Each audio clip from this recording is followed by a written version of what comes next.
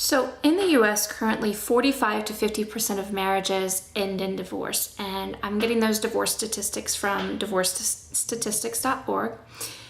And these numbers strike several different chords with me. I remember all too well asking my ex-husband for a divorce. It was one of the most lonely and heartbreaking feelings I have ever experienced in my life.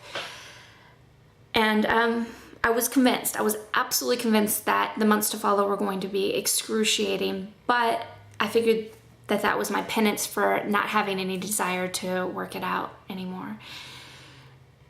Little did I know, I couldn't have been more wrong. Okay, so what actually followed was a whirlwind of romance, adventure, and the birth of my life's passion.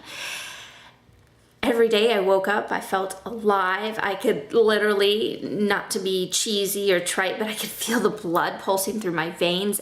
Each day was exciting, and I felt like a giddy schoolgirl because I had started to date, and I was actually dating multiple people at the same time, and I felt alive, and I was being courted and being adored by men for what felt like the first time in my entire life. Now, I enjoyed dating so much that I started studying, and I would devour most things that I could find on the subject. And I tested many dating theories and put together a formula that I found worked really, really well for me.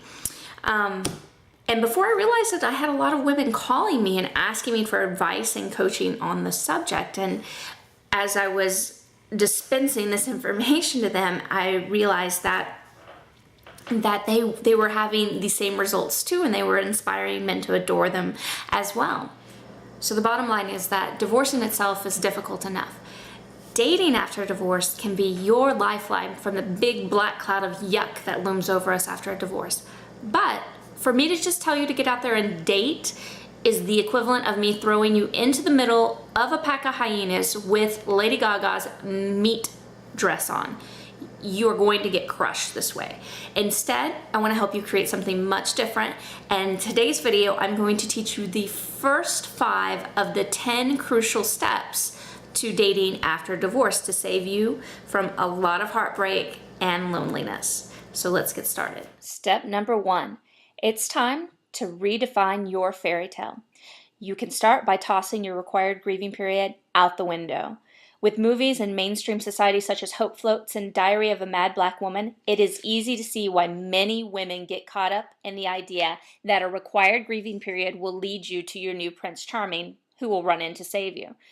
But the reality is this is very rarely the case. With your required grieving period, you are more likely to turn it into an extended grieving period and go for years without a man in your life, or jump straight into another relationship that leaves you unfulfilled on many levels.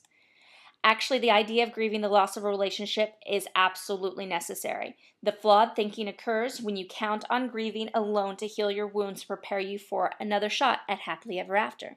The truth is that to truly heal, we have to have a profound element of fun in our lives. Being okay is not the same as being healed. Healed comes from laughter, joy, and love. So, why not have a side of fun with your grief? Number 2, understand that divorce is an opportunity. Ooh, Jen, that sounds so insensitive. How could you say that? I can say it because I know from firsthand experience that it is true. Let's be completely open here. Very few women who are truly happy in their relationship end in divorce. Even when a woman is surprised that her husband leaves her for another woman, if she is completely honest, there was something in the relationship that didn't work on a very core level. Most of the time, there was something significant missing within her that needed to be fulfilled in order to be truly happy. Divorce is your opportunity to discover just that. So case in point, me. My marriage was several years of focusing solely on my ex-husband. We spent a couple of years in marriage counseling trying to figure out what was going to make us work. I spent an insane amount of time trying to fit into his world. When I asked him for a divorce, I realized that I had absolutely no clue who I was, what lit me up as a person, and what made me happy. Divorce gave me the self-understanding needed to finally define my identity. Divorce is also your chance to part with any titles such as survivor, martyr, or victim. So here's the thing. I teach women to be adored by men. Now, these titles, while definitive of a situation you experienced, are not what you want to be adored for. Not only that, but they also draw a very bold line between you and men. Do you want him to want you because you've been through stuff? Most of the population these days has been through stuff. Or do you want to be wanted based on your complete spiritual, emotional, physical package? When you see divorce as your personal opportunity, you are personally empowered. In every opportunity, there's amazing growth and experience to encounter. Step number 3, stop calling yourself divorced. I give you complete permission to stop referring to yourself as divorced. You are single and sassy. So say it out loud. I am single and sassy. Now say, I'm divorced. Which one feels better? From here on out, when asked, reply in a fun, sassy, cheeky tone, I am single. Wink is optional, but always a lot of fun with a member of the opposite sex. I almost never refer to myself as divorced. There are very few instances where it's truly necessary to indicate. Even though the divorce rate is sky high, the term divorce still carries a lot of stigma, especially self-imposed stigma.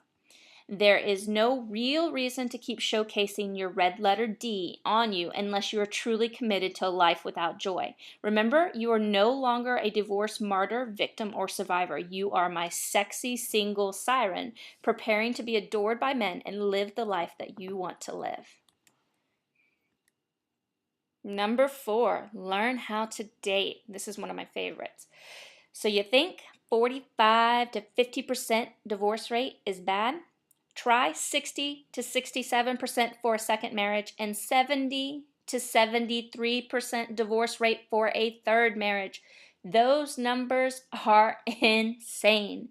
So I bet you're thinking, why bother remarrying when such odds are stacked against you? So I say, hold up, wait a minute. There is an answer to this. Learning how to date is your answer. Why? Several reasons. When you learn how to date, you acquire the tools to inspire him to adore you over a lifetime. You make better choices with men because you fully understand that you never have to settle to be loved and adored. You learn what truly turns you on as a woman and have the opportunity to figure out if remarriage is what makes you happy. You finally will understand what I know is true about you. You can create love in your life anytime you want. You are no longer subject to circumstance, but very well versed in creating a legendary love experience. You will know the clues to help you effectively weed out men in your life that shouldn't be in it. You will learn the appropriate boundaries that create the experiences you want in life. And dating done right is better than any anti-aging cream you can buy. Number 5, don't torture your girlfriends with your divorce or any breakup for that matter. Yep, going through a divorce will bring up every insecurity you have ever had in your lifetime. Depending on the circumstances of your divorce, this can be excruciating. Your girlfriend having to live the experience with you over and over again is exhausting for your friendship. And I know, because I fully admit I have done this, and I'm not very proud to admit it. I want you to remember that you are in the driver's seat even if it doesn't feel like it, and you still get to make the decisions. Your first order of business is deciding that a divorce is not the end of your world. Next, understand each fun opportunity you choose to engage in is you redefining your ultimate experiences in love.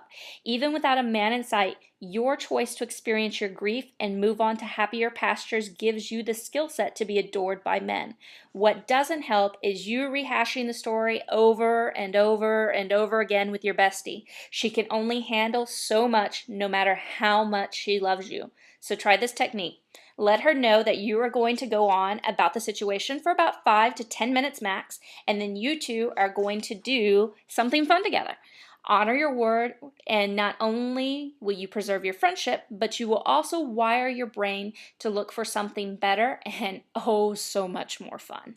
So thank you for checking out this video and learning the first 5 to the 10 crucial steps to dating after divorce, how to save yourself from a life of loneliness and regret, be sure to check out my next video in part 2 for the final 5 steps that will help you immensely in your dating adventures. Also, if you haven't yet, be sure to come over to the website to www.havehimyourway.com and make sure you get on my newsletter list, as well as check out my brand new course, The Courage Kit, Dare to Date and Dazzle, so that you too can have amazing dating adventures. And I will check you out there. Take care. Have a great day.